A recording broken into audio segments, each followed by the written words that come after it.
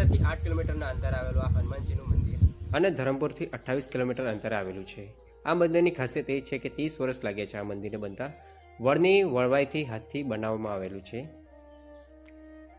મંદિરની ખાસિયતની વાત કરીએ તો કુદરતના ખોળામાં બનેલું આ મંદિર જે મેઇન રસ્તાથી 5 થી 10 મિનિટના અંતરે આવેલું છે, તો તમે આવવાનું અચૂક ચૂકતાઓ નહીં।